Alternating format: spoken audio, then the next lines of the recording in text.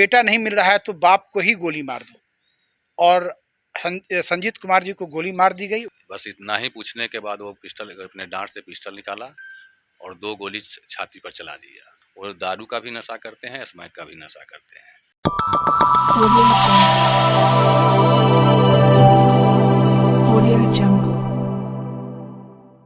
नमस्कार, आप देख रहे हैं नया विहार न्यूज एक्सप्रेस में अमित विक्रम।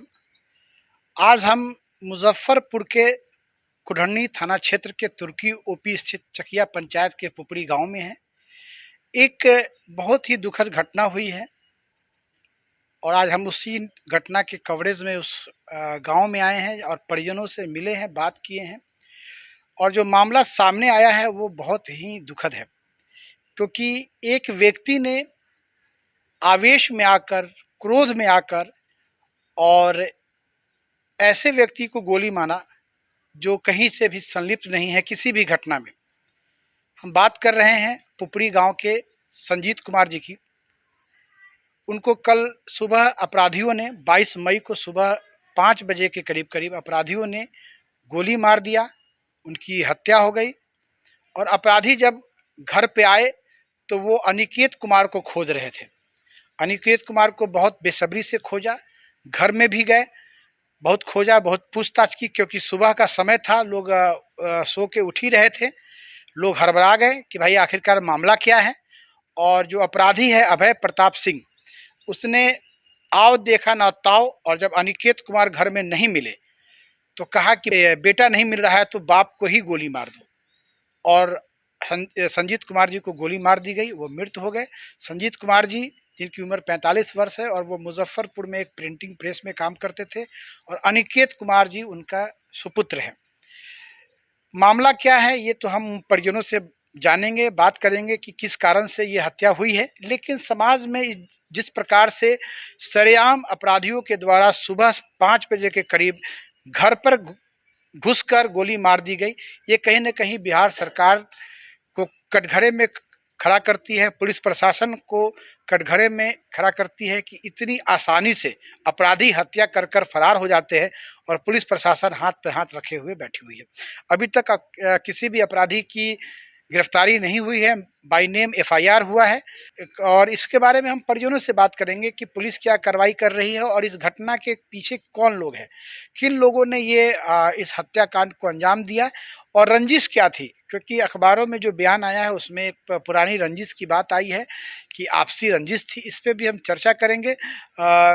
जो मृत हैं संजीत कुमार जी, उनके बड़े भाई हैं रविंदर जी, उनसे हम बात करेंगे। उन्होंने एफआईआर लिखवाई है, उनसे हम बात करेंगे कि रविंदर जी मामला क्या था। क्योंकि घटना सुबह 5 बजे की है तो निश्चित तौर पे ये बहुत ही चिंता का विषय है कि आदमी कहाँ सुरक्षित है, आम जनमानस कहाँ सुरक्षित है। जब घर में हम सुरक्षित नहीं हैं तो कौन सी ऐसी जगह है जहाँ हम सुरक्षित हैं, कहाँ हमें सुरक्षा मिलेगी और न्याय कैसे मिलेगा। क्योंकि अपराधी गोली मारकर फरार हो जाता है और पुलिस हाथ पे हाथ रख के बैठी हुई है।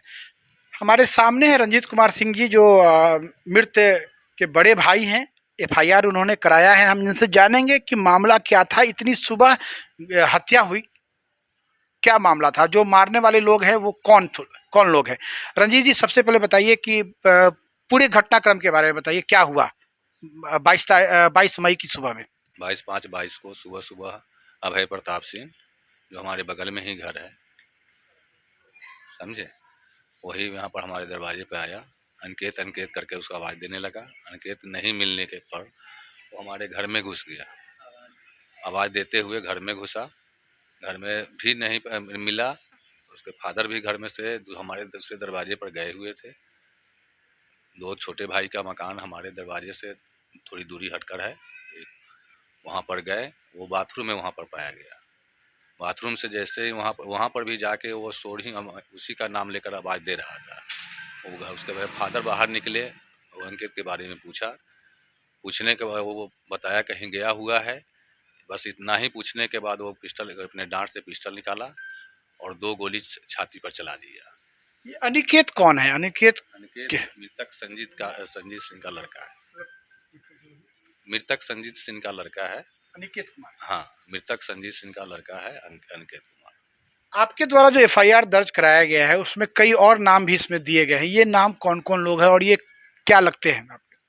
इसमें जो नाम दिया गया है वो अभियुक्त के पिता हैं, बहन है, माँ है और एक चाची है। ये सभी लोग आए थे क्या?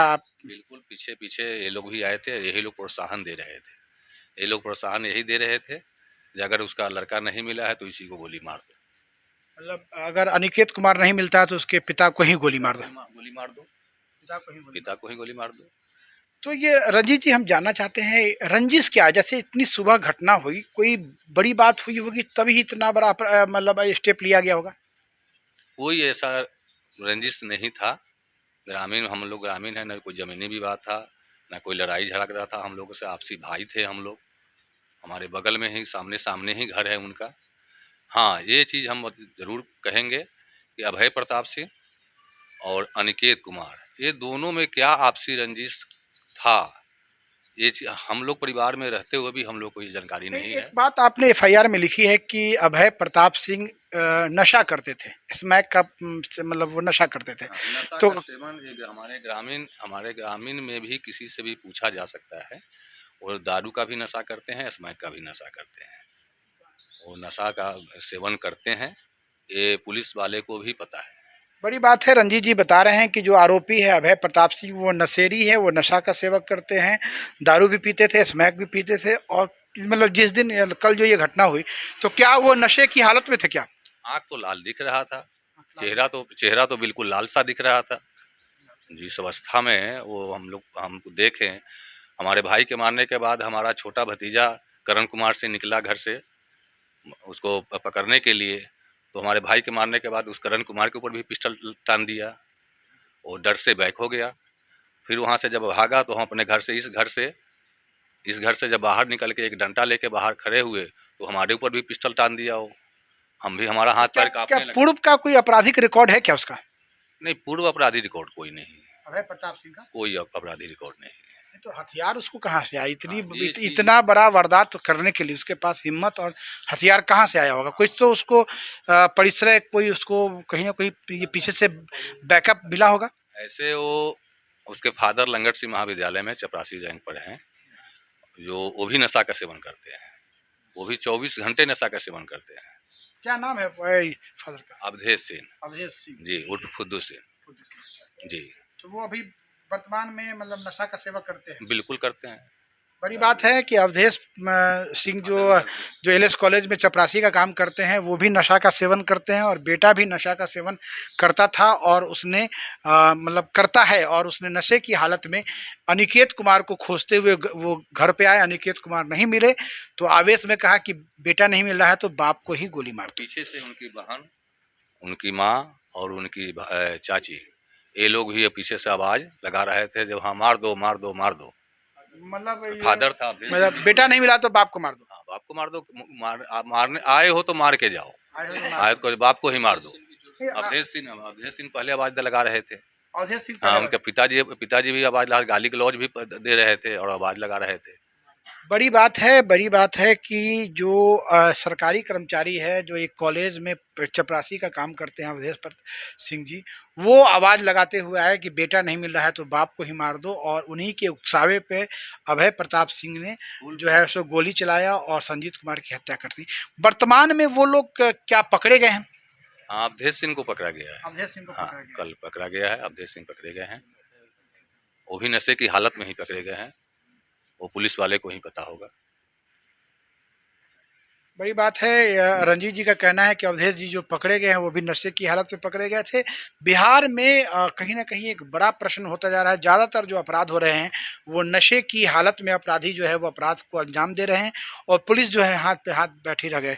एफआईआर तो हो गया है, रंजीत जी पुलिस की क्या कार्रवाई है? पुलिस ने अभी तक क्या काम किया?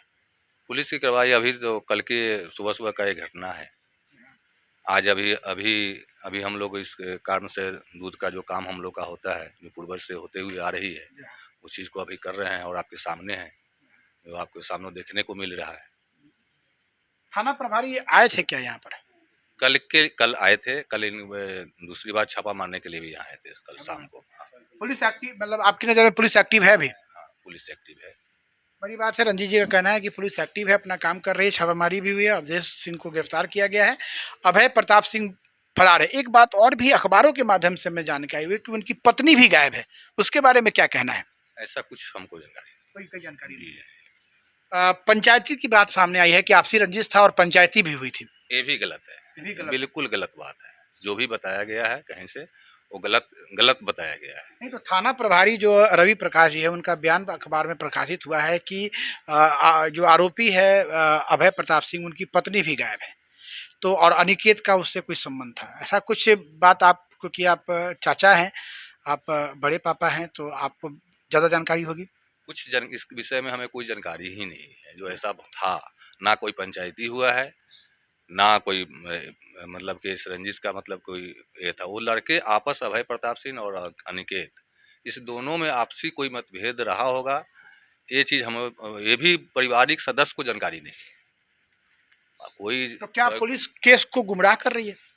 क्या पुलिस ने जो आरोप मतलब दिया है कि अनिकेत कुमार का जो है वो मतलब ये औरत भी भागी हुई है, ये अभय प्रताप सिंह की पत्नी भागी हुई है और अनिकेत कुमार भी भागे हुए हैं, तो क्या पुलिस केस को गुमराह करने का काम कर रही है?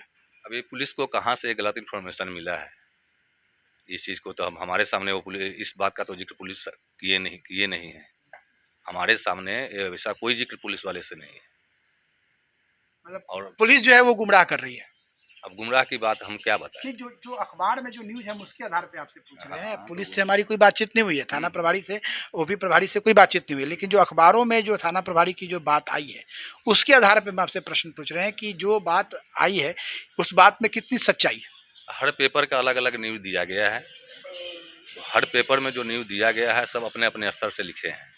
कुछ सच्चाई भी लिखे हैं, कुछ तेल मसाला लगा के भी लिखे हैं। बड़ी बात है, रंजीत जी का कहना है कि प्रिंट मीडिया में जो न्यूज़ दिया गया है उसमें जो रिपोर्टर लोग हैं उन्होंने अलग अलग ढंग से न्यूज़ प्रकाशित किया है।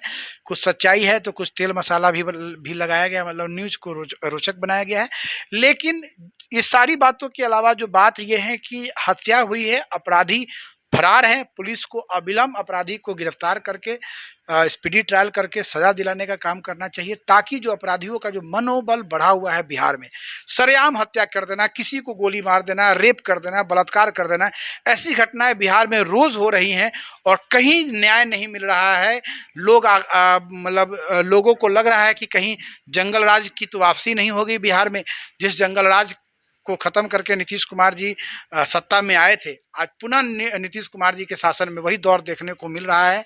आए दिन रोज कहीं ना कहीं हत्या हो रही है, बलात्कार हो रही है और पुलिस प्रशासन के जो है वो हाथ खाली रह रहे हैं। अपराधी जो है वो फरार चल रहे हैं, कोई अपराधियों की गिरफ्तारी नहीं हो रही है।